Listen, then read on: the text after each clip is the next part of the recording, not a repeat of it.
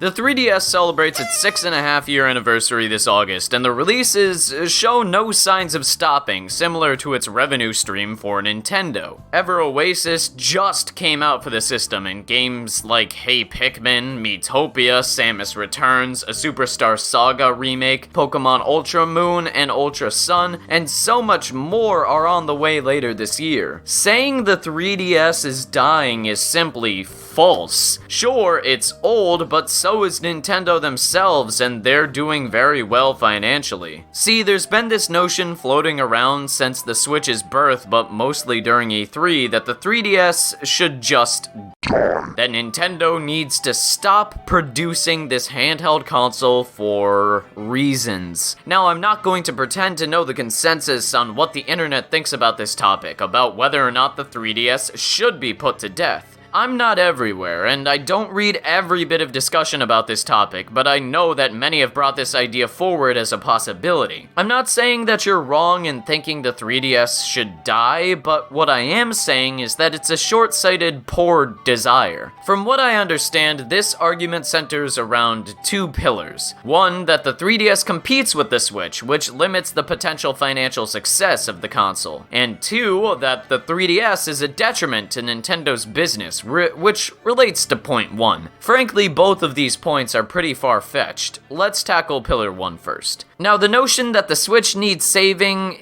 it's a shaky opinion. The Switch is doing a lot better than Nintendo could possibly imagine. Right now, the console is sold out everywhere, and Nintendo is battling for manufacturing parts to meet the extraordinarily high demand. In its first week in Japan, according to Media Create, the Switch sold 329,152 units. The entire first shipment was sold out in a week. Compare that to other consoles in Japan, like the PS4, which sold 309,154 units in its first week. So obviously the Switch is making a financially substantial splash on the market. Official numbers aren't available in the Americas or Europe, so I won't comment to that, but a similar situation has played out where the console is sold out almost everywhere. This is anecdotal, of course, but whenever I see a press site tweet out that Switches are available, it's almost immediately followed by they're sold out. All of this is evidence alone that the Switch doesn't need saving, that it's doing just fine despite fears that the 3DS might compete with it. Also, we're still only looking at the first 6 months for the console. Who knows what might happen later. Though I'm confident that when supply increases again, so will Switch sales, what with the strong game lineup it has just in 2017 alone. Plus, it's not like the 3DS has the same games as the Switch. Granted, both are handhelds, but the Switch is unique in that it's both a handheld and a home console, whereas the 3DS is only a handheld. With different games and marketability, the two are hardly competitors. Not to mention, it would be absolutely stupid for Nintendo just to kill off the 3DS right now. I don't think people realize how big of a part of Nintendo's business the 3DS truly is. As of the fiscal years of 2016 to 2017, the 3DS accounts for 51% of their annual revenue according to this graph they presented at a recent shareholders meeting. With that much at stake, you can clearly see why Nintendo would want to keep 3DS support going and why it would be utterly stupid to stop it. If they stop support, they stop the cash flow of over half their business model. Still don't think the 3DS is worth it? Well, as of the end of March of 2017, the 3DS has sold over 66 million units, 7.27 million units as of now in 2017, compared to 6.79 million units in the entire year of 2016. Saying the 3DS sales are declining is incorrect. They're clearly growing, what with the new introduction of the new 2DS and just last year with the new 3DS XL. Software sales are up as well, with them just surpassing 330 million sales as of the end of March of 2017. The 3DS business is profitable and growing. Again, it's common sense. You don't cut off the part of your business that nets you the most money money. You cannot say that the 3DS is detrimental to Nintendo's business when the data and the company of trained business professionals clearly shows otherwise. Furthermore, why do people even want this fun system to end so soon? Do people forget that the Nintendo DS, the most profitable console ever only behind the PS2 by a slim margin,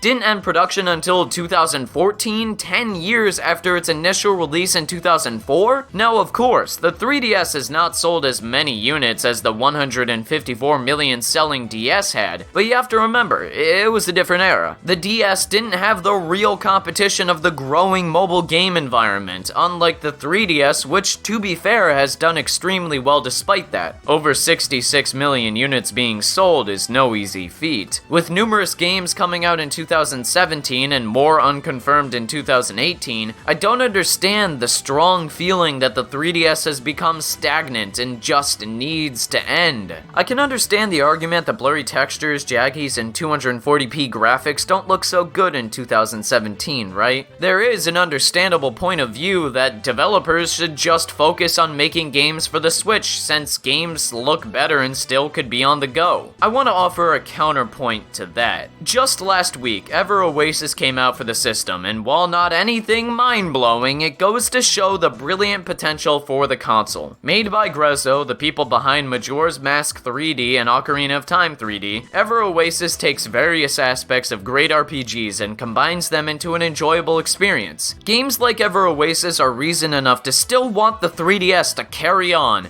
And who's to say, hey, Pikmin won't be fun as well? That's coming out pretty soon, and it looks pretty cool. And how about that remake of Superstar Saga? That was my favorite Mario & Luigi game, so seeing it being remade with new features is exciting. Plus, there's Pokemon Ultra Sun and Moon, which could be an entertaining expansion of one of the most refreshing, fun Pokemon games of recent memory. Then there's that remake of Metroid 2 that looks cool, and I'm excited for that too. Oh, and how could I forget about Miitopia? There's a demo in the eShop, and it's very comparable to Tomodachi Life, which I fell in love with back in 2014. The point I'm trying to make is that it's silly to suggest that Nintendo needs to kill off the 3DS when it has so much potential to still grow. It's got good-looking games on the horizon and a beneficial financial future for Nintendo's business, which only means that we as consumers will reap the rewards of a game company doing well and being able to create more entertaining products. And Nintendo probably won't cease production anytime soon for the 3DS family of systems. I'd be very surprised if they did, as it's only 6.5 years old and the new 2DS will be coming out soon. And who knows, maybe the new 2DS will cause a spike in sales, making the 3DS the best-selling console ever. It could happen. You never know. As always, if you disagree or agree with me, let me know in the comment section below. Thank you so much for watching, and take care. Have a wonderful day, and goodbye. If you're wondering why I'm sounding still a little bit strange, it's because of my wisdom teeth that got out. It was pretty painful. Also, try not to look at this piece as an attack on anybody who's made this argument. I wanted to put out my point of view as I usually do in these videos. Hopefully it was worth it, but if it's not, that's okay.